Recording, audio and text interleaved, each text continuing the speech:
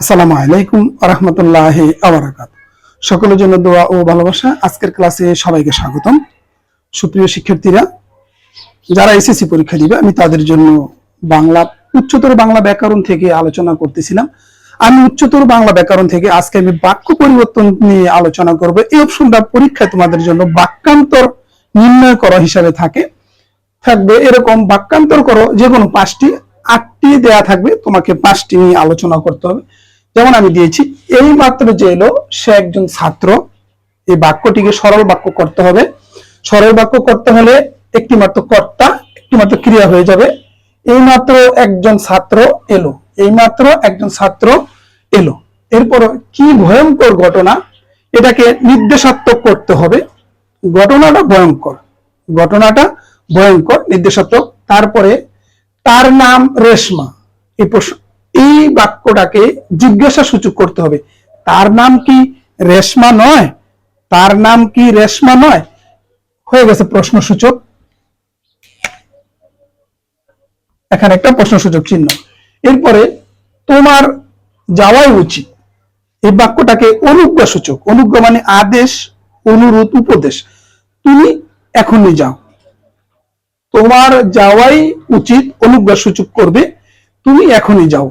এরপরে লোকটি ধনী কিন্তু কৃপণ, এই বাক্যটিকে সরল বাক্যে রূপান্তরিত করতে হবে। সরল বাক্য হবে লোকটি ধনী হলেও কৃপণ, লোকটি ধনী হলেও কৃপণ।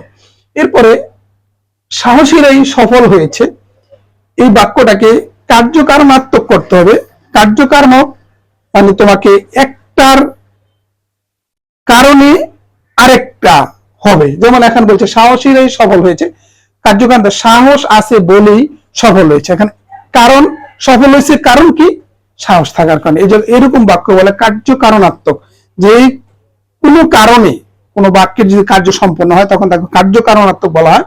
সাহস আছে বলেই সফল হয়েছে। তাহলে প্রশ্ন, সফল কিভাবে কেন হয়েছে? সাহস আছে। কারণটা কি ছিল? তার সাহস ছিল। এরপরে সে সুস্থ নয়, এটাকে নেতিবাচক হবে। অস্তিবাচক, সে অসুস্থ, সে অসুস্থ। তুমি অন্যায় করেছো, নেতিবাচক হবে তুমি ন্যায় করনি। নাবাচক হবে তুমি ন্যায় করনি, তুমি অন্যায় করেছো, এটা অস্তিবাচক আছে, কিন্তু নেতিবাচক হবে তুমি ন্যায় করনি।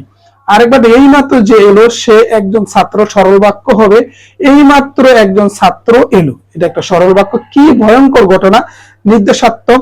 নির্দেশাত্মক হবে ঘটনাটা ভয়ঙ্কর। তারপরে তার নাম রেশমা, জিজ্ঞাসা সূচক করতে হবে, তার নাম কি রেশমা নয়? এরপরে তোমার যাওয়াই উচিত, অনুজ্ঞা সূচক, তুমি এখনই যাও।